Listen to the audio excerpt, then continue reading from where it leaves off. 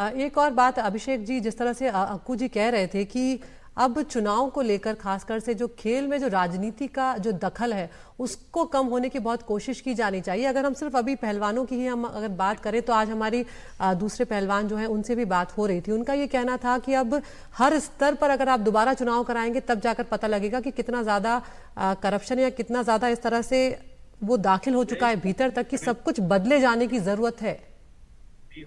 देखिए, मुझे लगता है जिन लोगों को खेल के बारे में जानकारी नहीं है वो ये सब बातें करते हैं। जो भी नेशनल एसोसिएशन होती हैं वो इंटरनेशनल एसोसिएशन के रूल्स पे चलती हैं। अगर डब्ल्यूएफआई चलती है तो वो यूडब्ल्यूडब्ल्यू के रूल पे चलती है। अगर सरकार बहुत ज्यादा डब्ल्यूएफआई को और प्रेशर बनाएगी और उनके ऊपर नियम लागू करेगी तो आपकी पूरी रेसलिंग एसोसिएशन बैन होगी। इससे पहले भी बहुत सारी एसोसिएशन बैन हो चुकी हैं जिसके कारण सरकार को हटना पड़ा था। आप अभी तक स्पोर्ट्स कोड पूरी तरीके से लागू नहीं कर पाए हो। तो इन चीजों में बिल्कुल आप अगर कहोगे कि एक तरफ से झाड़ू लगा देंगे तो सब ठीक हो जाएगा, ऐसा नहीं होता है। हमें इंटरनेशनल हमें जो भी करना होता है वो इंटरनेशनल प्रतियोगिताओं में भाग लेना होता है। इंटरनेशनल प्रतियोगिताओं में अगर आपके पहलवान भाग नहीं ले पाएंगे, आपके ऊपर बैन लग जाएगा, तो तब आप क्या करोगे? आपको इसमें बीच का रास्ता निकालना पड़ेगा। उसमें आपको यूडब्ल्यूडब्ल्यू के रूल भी फॉलो करने पड़ेंगे, आईओए के रूल फॉलो करने पड़ेंगे, आईओसी के रूल फॉलो करने पड़ेंगे।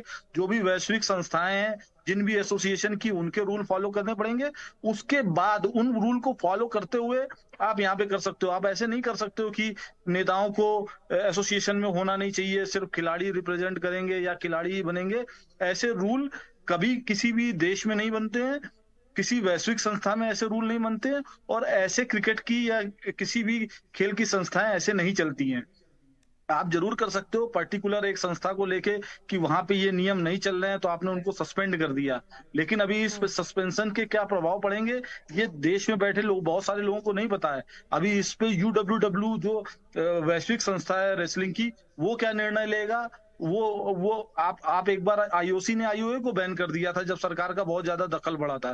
तो जी इसमें सरकार को भी पूरा बैलेंस बना के चलना पड़ेगा, क्योंकि हमें खेल भी देखना है, संस्थान भी चलने चाहिए, खिलाड़ियों का भी हित होना चाहिए।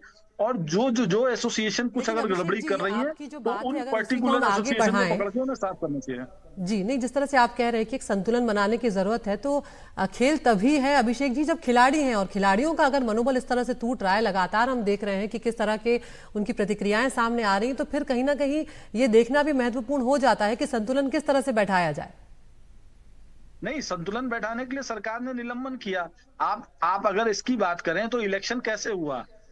जो रेसलर थे उन्होंने कहा कि हमारे कई खिलाड़ियों का यौन शोषण हुआ है, उनकी एफआईआर दर्ज नहीं की जा रही। उसके बाद वो हम्म। सरकार की पहल पे और एफआईआर दर्ज की गई। इलेक्शन को लेके सुप्रीम कोर्ट पे कई state association, Haryana wrestling association, Assam wrestling association, और भी जितनी भी स्टेट एसोसिएशन है, उन्होंने वहां पे प्ली डाली और उस पे सुनवाई हुई। उसके बाद सुप्रीम बिल्कुल। कोर्ट ने फैसला दिया कि इस पे चुनाव होना चाहिए। सुप्रीम कोर्ट से बड़ी कोई कोर्ट देश में है नहीं। सुप्रीम कोर्ट बिल्कुल। के फैसले पे चुनाव हुआ। उसमें वर्ल्ड बॉडी यूडब्ल्यूडब्ल्यू, जो वर्ल्ड बॉडी है रेसलिंग की, उसके प्रतिनिधि शामिल हुए। भारत सरकार के साई के प्रतिनिधि शामिल हुए, और बाकी जो मतलब बिल्कुल फेयर इलेक्शन हुआ।